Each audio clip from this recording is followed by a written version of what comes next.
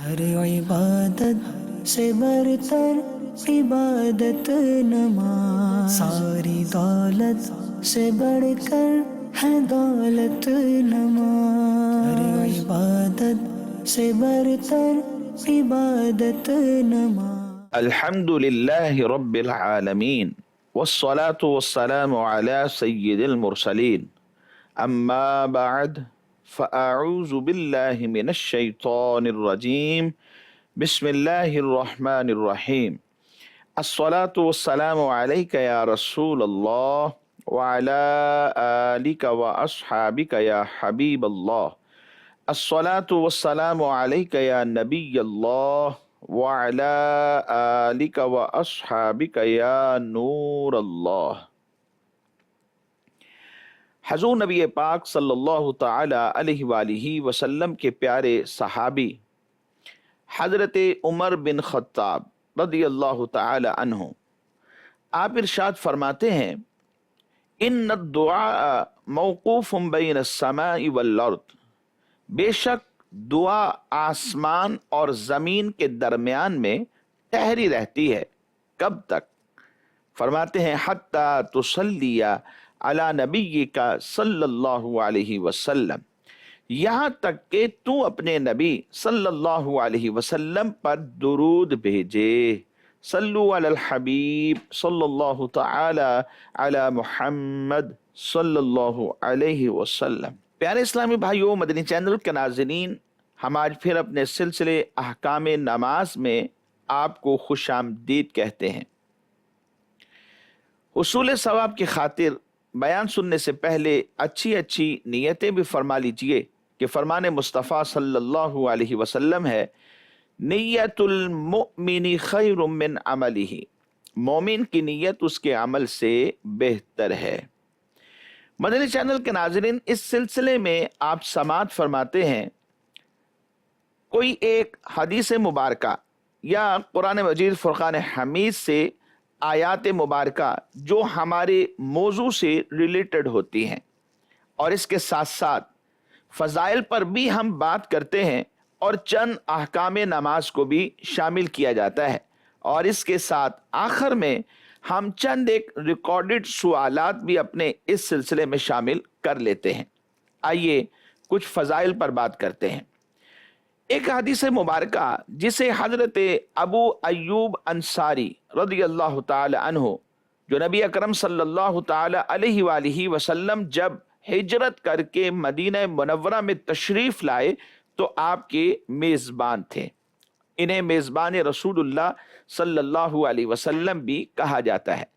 حضرت ابو ایوب انصاری رضی اللہ تعالی عنہ کہتے ہیں کہ نبی اکرم صلی اللہ علیہ وسلم تشریف فرما تھے کہ ایک شخص آیا اور اس نے آقا دو عالم صلی اللہ علیہ وسلم کی بارگاہ میں سوال کیا، کہنے لگا یا رسول اللہ علمنی واوجز، آپ مجھے تعلیم فرمائیے، لیکن وہ جو تعلیم آپ فرمائیں گے وہ مختصر ہونی چاہیے، یا دوسرے لفظوں میں آپ یوں کہہ لیجئے کہ اس شخص نے حضور نبی علیہ السلام کی خدمت میں یہ عرض کی کہ آپ مجھے کوئی مختصر نصیحت فرمائیں۔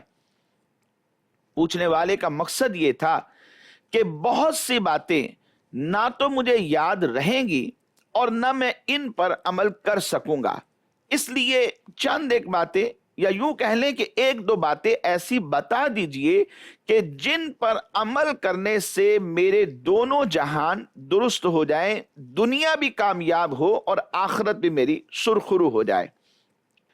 تو نبی اکرم صلی اللہ تعالی علیہ وآلہ وسلم نے انہیں تین باتیں ارشاد فرمائیں۔ ان میں سے جو پہلی بات تھی، حضور ارشاد فرمانے لگے اذا قمت فی صلاتک فصلی صلاۃ مودع، کہ جب تم نماز کے لیے کھڑے ہو تو رخصت ہونے والے کسی نماز پڑھا کرو، یعنی تم اس طرح نماز پڑھو یا یوں سمجھ کر نماز پڑھا کرو کہ شاید یہ میری زندگی کی آخری نماز ہو، اور ممکن ہے اگلی نماز کا موت انتظار کرنے کی مہلت ہی نہ دے کہ اگلی نماز کا مجھے وقت ہی نہ مل سکے، اور ظاہر ہے कि जब बंदा ये सोच कर नमाज पढ़ता है तो दिल लगा के नमाज पढ़ेगा। नमाज के जवाज की जो शर्तें हैं या जो कबूल की शर्तें हैं, इसके वाजिबात हैं, इसी तरह इसके मुस्तहब्बात का भी ख्याल रखेगा। निहायत इत्मीनान के साथ नमाज के वाजिबात और उसकी शर्तों का ख्याल रख के वो नमाज को अदा करेगा। इसलिए फरमाया कि जब भी तू नमाज पढ़े यूं तसव्वुर किया कर गोया ये तेरी आखिरी नमाज है। या शारीन हदीस कहते हैं कि इससे मुराद ये भी हो सकती है कि नबी पाक सल्लल्लाहु अलैहि वसल्लम ने गोया ये फरमाया कि मां सिवल्लाह को छोड़कर और सबसे रुखसत होकर यानी अलग होकर जुदा होकर तू नमाज पढ़ा कर और वो नमाज दिल लगा कर पढ़ा कर। और इसके बाद आका दो आलम सल्लल्लाहु अलैहि वसल्लम ने उन्हें दूसरी नसीहत फरमाई। इरशाद फरमाया वला तकल्लम बिकलामिन ताज़िरु मिन, कोई ऐसी बात न कर कि जिस पर तुझे माजरत करनी पड़े। शारीन हदीस फरमाते हैं इसमें एक जामे नसीहत है और बहुत जामे नसीहत है जो नबी अलैहिस्सलाम ने उन्हें इरशाद फरमाई, यानी तू अक्सर खामोश रहा कर, क्योंकि मन सामत नजा, जो चुप रहा उसने नजात पाई। और फरमाया मन काना युमिनु बिल्लाहि वल यौमिल आखिर, कि जो अल्लाह पर और आखिरत के दिन पर ईमान रखता है, फलयकुल खैरन, जब वो बात करे तो उसे चाहिए कि अच्छी बात करे, वरना फिर क्या है, फरमाया कि खामोश रहे। और अगर बात करनी भी पड़े तो अच्छी बात करो, किसी के दिल दुखाने वाली बात ना हो कि तुम्हें बाद में उससे एक्सक्यूज करना पड़े, उससे माफी मांगनी पड़े और उस बात पर तुम शर्मिंदा हो जाओ। तो इससे बेहतर यह है कि तुम खामोश रहा करो और जब बात करो तो सोच समझ कर करो। हजरत इमाम शाफई रहमतुल्लाह ताला अलैह आप फरमाया करते थे कि लोगों, बात करने से पहले सोच लिया करो, क्या तुम्हें इसका फायदा है, तुम्हारी इस बात का कोई ना कोई फायदा निकलता है। अगर तुम्हें नजर आए कि तुम्हारे बात करने से तुम्हारी जात को और लोगों को फायदा पहुंचेगा, यानी वो बात दीन की है, तो फरमाया तकल्लम, फिर तो कलाम किया कर। और अगर तुझे गौर व फिक्र में ये बात समझ आए कि तेरे इस कलाम से फायदा नहीं है, तो फरमाया बेहतर है कि तू खामोश रहा कर। खामोश रहना सदहा गुनाहों से इंसान को बचा लेता है। या हजूर के इस फरमान से यह मतलब भी हो सकता है कि गुनाह की बात ना बोलो जिससे बाद में तुम्हें तौबा करनी पड़ जाए। पहले ही जब तुम गुनाह से बचे रहोगे तो फिर तौबा की हाजत भी पेश ना आएगी। और फिर इसके बाद तीसरी बात ये इरशाद फरमाई व अजमिल यासा अम्मा फी ऐदिन नास, और लोगों के माल से उम्मीद ना रख, यानी जो लोगों के कब्जे की चीजें हैं पूरे तौर पर उनसे मायूस हो जाओ, उनकी तरफ नजर ना करो, किसी के माल की उम्मीद और लालच ना रखो, तुम्हारा दिल गनी रहेगा और तुम्हें किसी की खुशामद भी नहीं करनी पड़ेगी। तो इसलिए मदीनी चैनल के नाज़रीन, जो रब ने दिया है अल्लाह की रिजा पे हमें राजी हो जाना चाहिए। इन तीन बातों पर अगर हम भी अमल कर लेते हैं, दुनिया कामयाब होगी और आखिरत भी संवर जाएगी। मदीनी चैनल के नाज़रीन, आइए आज के सिलसिले में चंद एक अहकाम नमाज भी शामिल करते हैं। आज के सिलसिले में जो पहला मसाला हम शामिल करने जा रहे हैं वो कुछ यूं है कि अगर किसी मकाम पर हमें कज़ा नमाज पढ़नी पड़ जाती है, यानी वो जगह ऐसी है कि लोग मुत्तले होंगे और पढ़नी भी नमाज इशा है, उसमें नमाज वितर आएगी, तो क्या हम नमाज वितर पढ़ते हुए हाथों को उठा सकते हैं जब दुआए क़नूत पढ़नी होती है, या बगैर इसके ही सिर्फ तकबीर कहकर अपनी नमाज को कंप्लीट कर सकते हैं और कज़ा अदा हो जाए? क्या ऐसी कोई सूरत मुमकिन है? फुक़हा इस हवाले से इरशाद फरमाते हैं कि शरई एतबार से वितर की तीसरी रकत में दुआए क़नूत पढ़ने से पहले तकबीर क़नूत यानी अल्लाहु अकबर कहना यह बंदे के ऊपर वाजिब है। हाँ, तकबीर क़नूत के वक्त जो हाथ उठाए जाते हैं, ये हाथ उठाना ये सुन्नत है, लेकिन फुक़हा ने लिखा अगर कोई नमाज वितर को बतौर कज़ा लोगों के दरमियान में अदा कर रहा हो तो उसके लिए हुक्म यह है कि वो तकबीर तो कह ले, लेकिन अगर लोग वहां मौजूद हैं तो हाथों को बुलंद ना करे। और उसकी वजह यह है ताकि लोग इस बात से वाकिफ ना हो जाएं कि यह शख्स कज़ा पढ़ रहा है। जैसे नमाज ज़ोहर में मिलाया तो जाहिर सी बात है ज़ोहर में वितर तो नहीं होते कि जिनमें हाथों को बुलंद किया जाता है। इसी तरह नमाज मगरिब के बाद अगर वो कज़ा इशा की पढ़ रहा था, अब नमाज मगरिब में 3 रकातें तो होती हैं, लेकिन तीसरी रकत में दुआ कनूत नहीं पढ़ी जाती और उसके लिए तकबीर भी नहीं कही जाती। दोनों नमाजों के पढ़ने का तरीका मुख्तलिफ है। तो अब अगर कोई देखेगा तो वो इस बात से वाकिफ हो जाएगा कि यह शख्स कज़ा नमाज पढ़ रहा है, और जबकि इसका इजहार भी नहीं करना चाहिए था। तो इसलिए उलमा ने यह कहा कि जब लोगों के माबैन हम नमाज वितर की कज़ा करें तो तकबीर कह लें, लेकिन हाथों को बुलंद न किया जाए। और अगर वो नमाज ही मगरिब की हो तो ऐसी सूरत में पहले इमाम के साथ ये पढ़ चुके हैं और अब उसके बाद 3 वितर पढ़ने लगे हैं, अगरचे कि हमने हाथों को बुलंद नहीं किया, लेकिन 3 रकत दोबारा पढ़ी गई, तो देखने वाला यह समझेगा कि यह नमाज कज़ा पढ़ रहा है। तो कहा ऐसी सूरत में या तो लोग चले जाएं तब कज़ा कर लें, और या फिर अपने घर में जाकर के नमाज वितर की कज़ा कर ली जाए ताकि लोग इससे वाकिफ ना हो। वाकिफ होंगे तो फिर सवाल करेंगे। जैसे बतौर खास नमाज असर के बाद नफिल नहीं पढ़े जाते और इसने जमात के साथ नमाज पढ़ी है। अब जब जमात के साथ नमाज पढ़ी तो उसके बाद क्या कर रहा है, लोग तशवीश में पड़ जाएंगे। तो इसलिए फरमाया कि कज़ा या तो तब पढ़ी जाए जब लोग मस्जिद में ना हो, और या फिर अपने घर में जाकर कज़ा पढ़ ली जाए, इससे लोग तशवीश में मुब्तला नहीं होंगे। आइए एक दूसरा मसला आज के इस सिलसिले में शामिल करते हैं। फजर का वक्त शुरू होने के बाद क्या कज़ा नमाज पढ़ी जा सकती है? यानी नमाज फजर का वक्त शुरू हो गया और उसके बाद 2 सुन्नतें पढ़नी होती है या 2 फर्ज पढ़े जाते हैं। 4 रकत नमाज फजर की हैं, 2 सुन्नत और 2 फर्ज हैं।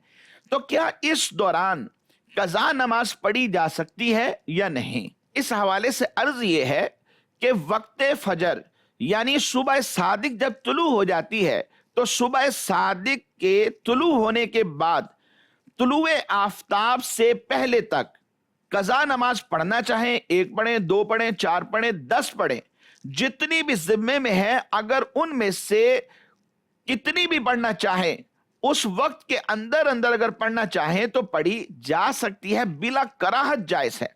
और यह बात जहन में रखें, 3 औकात मकरूहा यानी सूरज तुलू होने से लेकर तकरीबन 20 मिनट बाद तक, सूरज गुरूब होने के वक्त से तकरीबन 20 मिनट पहले का जो दौरानिया है यह दूसरा वक्त है, और दोहवा कुबरा यानी निस्फुन नहार शरई से लेकर के सूरज ढलने तक, जिसे अवाम हमारे जवाल के वक्त का नाम भी देती हैं कि यह जवाल का वक्त शुरू हो चुका है, इनमें कज़ा नमाज करना यह जायज नहीं है। यूं ही ऐने खुतबा के वक्त भी कज़ा नमाज पढ़ना यह जायज नहीं है। अब खुतबा खा जुम्मा का हो, ईदैन का हो या इसके अलावा कोई भी हो, जब खुतबा शुरू हो जाए और हम वहां बैठे हुए हैं तो हम नमाज कज़ा नहीं पढ़ सकते, मगर जो साहिब तरतीब है उसके लिए शरीयत ने रुख्सत रखी है कि खुतबा जुम्मा के वक्त कज़ा नमाज की इसे इजाजत है। साहिब तरतीब से मुराद कि जिसके जिम्मे जिंदगी में कोई भी कज़ा नहीं, अब एक नमाज कज़ा हो गई है, अगली जब पढ़ने लगा तो इसको चाहिए कि पहले पिछली पढ़े फिर उसके बाद ये अगली नमाज पढ़े। तो जुम्मे का दिन हो, फजर कज़ा हो गई, तो अब अगरचे इमाम साहब खुतबे के लिए बैठ गए हैं या खुतबा शुरू कर दिया है, तब भी इसे शरीयत ने इजाजत दी है कि अपनी फजर कज़ा कर ले, फिर उसके बाद इमाम साहब के साथ ये फर्ज अदा करें। इसी तरह फर्ज नमाज का वक्त तंग है, यानी जो अभी नमाज का वक्त चल रहा है वो तंग है, तो भी कज़ा नमाज फिर मना होगी, यहां तक कि तंगी वक्त के सबब साहिब तरतीब से भी शरीयत मुतहरा ने उस वक्ती नमाज और कज़ा के दरमियान तरतीब को साकित कर दिया है। और एक बात ये भी जहन में रखिए कि तुलुए सुबह सादिक हो गई और तुलुए आफताब से पहले कज़ा नमाज पढ़ने की इजाजत तो मिल गई है, लेकिन अवामुन नास का ख्याल रखा जाए। अवाम के अंदर अगर इस तरह नमाज पढ़ेंगे तो तशवीश का इजहार होगा। वो पूछेंगे कि आप क्या पढ़ रहे हैं, आप बताएंगे कज़ा, और कज़ा तो गुनाह था। अब इसका इजहार भी उलामा ने कहा यह गुनाह होता है, तो हमें फिर बताना पड़ेगा और लोग तशवीश का इजहार करेंगे, तशवीश में मुब्तला हो जाएंगे। तो इसलिए अगर अवामुन नास में पढ़े तो फिर ख्याल रखें कि अवाम जा चुकी हो तो फिर उसके बाद पढ़ी जाए, वरना फिर अपने घर में जाकर के कज़ा नमाजें जितनी पढ़ना चाहें वो पढ़ सकते हैं। मजीद एक और मसला आज के सिलसिले में शामिल करते हैं, और वो सवाल ये है कि असर की नमाज के बाद कज़ा नमाज कब तक पढ़ सकते हैं। असर की नमाज अदा करने के बाद मकरू वक्त शुरू होने से पहले पहले तक कज़ा नमाज पढ़ना जायज़ है, क्योंकि मकरू औकात के अंदर कज़ा नमाज पढ़ना ये जायज़ नहीं होता। लेकिन इसमें यह बात का भी ख्याल रखें कि नमाज असर तो अदा कर ली, अब पढ़ी भी जमात के साथ है, और एक तरफ हो करके जब हम अपनी कज़ा नमाज पढ़ने लगेंगे तो लोगों को तशवीश होगी कि नमाज असर के बाद नवाफिल पढ़ना तो शरन दुरुस्त नहीं है, तो फिर ये क्या पढ़ रहे हैं, यकीनन कज़ा होगी या कोई पूछेगा, तो वहां फिर बताना पड़ेगा। हालांकि कज़ा नमाज का इजहार लोगों के सामने नहीं करना चाहिए, शरअ इसकी इजाजत नहीं देती कि मैं जनाब कज़ा पढ़ रहा हूं, पता चलेगा कि ये साहब नमाजें कज़ा कर देते हैं, यानी गुनाह करते हैं, तो गुनाह का इजहार भी शरन दुरुस्त नहीं है। तो इस वजह से फुक़हा ने कहा कि जब लोग मौजूद हैं तो उनके सामने नमाज ना पढ़ी जाए, और जब लोग घर जा चुके हैं, मस्जिद में कोई भी नहीं है, तो अब आप पढ़ लें, या फिर अपने घर में जाके नमाज असर के बाद भी अगर कज़ा पढ़ना चाहें तो शरीयत इसकी इजाजत देती है। इसके अलावा मुमानत की सूरतें बिल्कुल वाज़े हैं। एक और मजीद सवाल आज के सिलसिले में शामिल करते हैं। कज़ा नमाज पढ़ते हुए मुख्तलिफ एतबारात से शरीयत मुतहरा ने आसानियां भी दी हैं। मिसाल के तौर पे तीसरी और चौथी रकत में सूरह फातिहा की जगह 3 मरतबा सुबहान अल्लाह सुबहान अल्लाह सुबहान अल्लाह कह लिया जाए, या फिर रुकू और सुजूद में 3 मरतबा तस्बीहात की जगह सिर्फ 1 मरतबा तस्बीह पढ़ लिया जाए। तो मुख्तलिफ आसानियां कज़ा नमाज में मिली हैं। तो क्या यह भी आसानी हो सकती है कि अगर कोई शख्स पहली और दूसरी रकत में सूरह फातिहा के बाद ये पढ़ ले अल क़ारिअतु मल क़ारिअ वमा अदराका मल क़ारिअ, ये 3 आयात बय्यिनात हैं, क्या इससे वाजिब अदा हो जाएगा या ये किफ़ायत नहीं करेगा और 3 बड़ी आयात पढ़ना यहां जरूरी हो जाएगा? इस हवाले से अर्ज ये है कि शरई हुक्म पहले जानिए। शरई हुक्म यह है कि सूरह फातिहा के बाद छोटी 3 आयात बय्यिनात या कोई भी छोटी सूरत ये अगर पढ़ ली जाए, या 3 छोटी आयात बय्यिनात के बराबर एक बड़ी आयत ये पढ़ ली जाए तो वाजिब अदा हो जाता है। लिहाजा अगर किसी भी शख्स ने 3 मुसलसल आयात बय्यिनात की तिलावत की तो उसका वाजिब अदा हो जाएगा और नमाज भी दुरुस्त हो जाएगी, अगरचे कि वो सूरतुल क़ारिया की पहली 3 आयात बय्यिनात हो, जैसा कि सवाल के अंदर जिक्र किया गया है। ये 3 आयात बय्यिनात अगरचे छोटी हैं, अगर इनको भी पढ़ा जाएगा तो वाजिब अदा हो जाएगा और इस तरह नमाज भी दुरुस्त होगी। मज़ीद चैनल के नाज़रीन, आइए आज के सिलसिले में हम चंद एक रिकॉर्डेड सवालात भी शामिल करते हैं। जी सवाल चलाइए। मेरा नाम मोहम्मद उमर है। मेरा मुफ्ती साहब से ये सवाल है कि मर्दों और औरतों की नमाज में चंद फ़र्क बयान किए जाते हैं, वो क्या है वो बता दें। मर्दों और औरतों की नमाज की अदायगी के हवाले से चंद एक तरीके ऐसे हैं जिनमें इख्तिलाफ है, वो मैं आपको अर्ज कर देता हूँ। इसे जहन में रखिए। जो मर्द हजरात हैं उसके मुताबिक नमाज पढ़ें, जो ख़वातीन हैं वो अपनी नमाज में उन तरीकों को शामिल करें। इनमें जो पहला तरीका है वो ये है کہ عورتیں تکبیر تحریمہ جب کہیں گی تو اپنے ہاتھوں کو بلند کریں گی تو کندھوں تک یہ بلند کریں گی، جبکہ مردوں کے لیے حکم یہ ہے کہ وہ اپنے کانوں تک اپنے ہاتھوں کو بلند کریں۔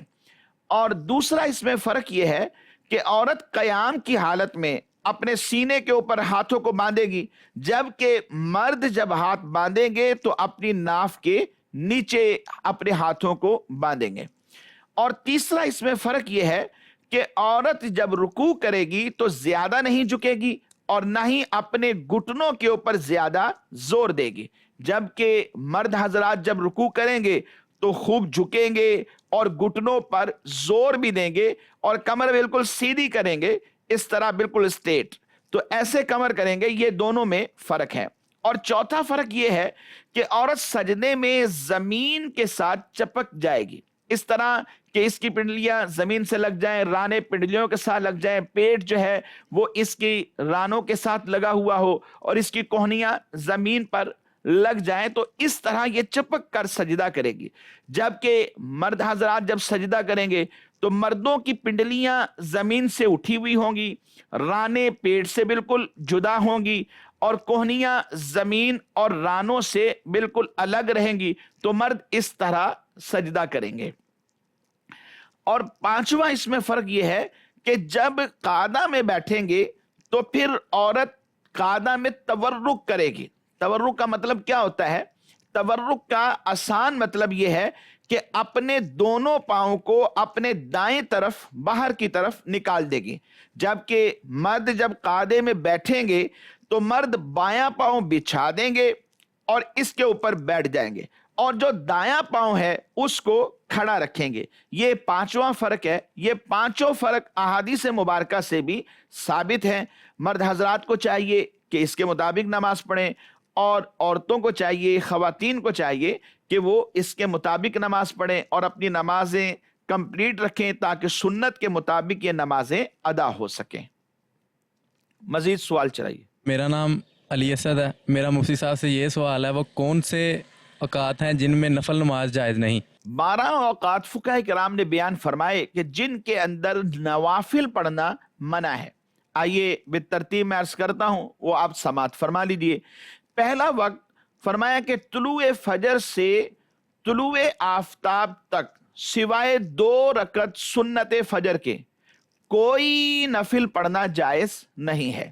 جیسے ہی فجر کی نماز کا وقت شروع ہوا، صرف 2 سنت فجر یہ پڑھی جا سکتی ہیں، اس کے علاوہ 2 فرض پڑھیں گے اور کوئی بھی نفل نماز طلوع آفتاب سے پہلے نہیں پڑھ سکتے، اور جب طلوع آفتاب ہو جائے تو مکروہ وقت ہے، 20 منٹ تک تقریباً مکروہ وقت رہتا ہے۔ پھر اس کے بعد نوافل پڑھنا چاہیں تو شرع اس کی اجازت دیتی ہے۔ اور دوسرا وقت جب اپنے مذہب کی جماعت کے لیے اقامت کہہ دی جائے تو اقامت سے لے کر ختم جماعت تک، یعنی اقامت ہو گئی، جماعت کھڑی ہو گئی، تو جب تک جماعت ختم نہیں ہو جاتی نہ نفل پڑھ سکتے ہیں نہ سنتیں پڑھ سکتے ہیں۔ فقہ نے فرمایا کہ ایسا کرنا یہ مکروہ تحریمی ہے، لہذا نہ نفل پڑھا جائے اور نہ ہی سنتیں کوئی بھی کسی بھی قسم کی نہ پڑھی جائیں۔ البتہ اگر نماز فجر قائم ہو چکی ہے اور یہ جانتا ہے کہ 2 سنتیں ابھی نہیں پڑھی اور وہ میں پڑھ کر جماعت میں شامل ہو جاؤں گا، اگرچہ کہ قعدہ میں ہی شرکت ہوگی، تو فرمایا الگ ہو کر یہ 2 سنت فجر ادا کرے، پھر اس کے بعد جماعت میں شامل ہو جائے۔ اور اگر اس کو لگے کہ اگر سنت فجر پڑھنے میں مصروف ہوا تو میری جماعت چلی جائے گی، تو ایسی صورت میں پھر سنت فجر کو ترک کر دے اور جماعت میں شامل ہو جائے۔ اور تیسرا وقت نماز عصر کے بعد کوئی نفل نہیں پڑھے جا سکتے۔ اور چوتھا غروب آفتاب سے پہلے فرض مغرب تک کوئی بھی نفل نہیں پڑھے جا سکتے۔ اور پانچواں جب امام اپنی جگہ سے خطبہ جمعہ کے لیے کھڑا ہو جائے، ابھی خطبہ شروع نہیں کیا، صرف کھڑے ہو گئے، پتہ ہے کہ آپ شروع کرنے والے ہیں، تو اب نفل پڑھنے کی اجازت نہیں ہے۔ اور چھٹا عین خطبہ کے وقت، اگرچہ وہ خطبہ پہلا ہو، دوسرا ہو، وہ خطبہ جمعہ کا ہو، عیدین کا ہو یا اس کے علاوہ کوئی بھی خطبہ ہو، इसमें नफिल नमाज पढ़ने की इजाजत नहीं है। 7वां, नमाज ईद से पहले नफिल पढ़ना ये मकरूह है, खा घर में पढ़ें या ईदगाह में पढ़ें। और जो 8वां नंबर है, नमाज ईद के बाद जब के ईदगाह के अंदर या मस्जिद में पढ़े जाएं तो मकरूह हैं, अगर घर में जाके पढ़ें तो फिर मकरूह नहीं है। नंबर 9, अरफात के मैदान में जब जोहर और असर हाजी इकट्ठी मिला के पढ़ते हैं तो दरमियान में नफिल और सुन्नत पढ़ने की इजाजत नहीं होती, और इनके बाद भी नफिल और सुन्नत पढ़ना यह मकरूह है। मुज़दलिफा में जो मगरिब और इशा जमा किए जाते हैं, फकत इनके दरमियान में नफिल और सुन्नत पढ़ना यह मकरूह है, बाद में पढ़ना चाहे तो इसकी इजाजत है, तब यह मकरूह नहीं है। 11वां नंबर, जब के फर्ज का वक्त तंग हो तो हर नमाज यहां तक के सुन्नत फजर और जोहर भी मकरूह है। और 12वां, जिस बात से दिल बटे और दफा कर सकता हो उसे दफा किए बगैर हर नमाज पढ़ना यह मकरूह है। यानी जोर का पेशाब आया हुआ है, पखाना है, तवज्जो इसकी तरफ चली गई है, तो ऐसी सूरत में हुक्म यह है कि पहले इन चीजों से, इन हाजात से फरागत हासिल करे, फिर उसके बाद नमाज पढ़े, खा नमाज फर्ज हो, वाजिब हो, खा नफिल हो या सुन्नत हो। तो ये 12 औकात हैं जिनके अंदर नफिल पढ़ना मकरूह है। तो जो कसरत नवाफिल करते हैं उनको चाहिए कि इन 12 औकात को जहन में रखें। जो नहीं करते उन्हें भी याद करना चाहिए कि जब नफिल पढ़ने लगें तो इन औकात को देख लें। अगर कोई ऐसा वक्त ना हो कि जिसमें नफिल पढ़ना मकरूह ममनू है तो पढ़ लिए जाएं, वरना इनको उस वक्त में तरक कर दें और बाद में जब ये वक्त खत्म हो जाए तो फिर नफिल पढ़े जाएं। मदनी चैनल के नाज़रीन, हमारे आज के सिलसिले का वक्त इख्तिताम को पहुंचा। आइंदा तक के लिए इजाजत दीजिए। अल्लाह तबारक व तआला से दुआ करते हैं हमारी हाजिर कबूल फरमाए। आमीन बिजाहिन नबील अमीन सल्लल्लाहु तआला अलैहि व आलिहि व अस्हाबिहि व बारिक वसल्लम। हर इबादत से बरतर इबादत नमाज, सारी दौलत से बढ़कर है दौलत नमाज। हर इबादत से बरतर इबादत नमाज।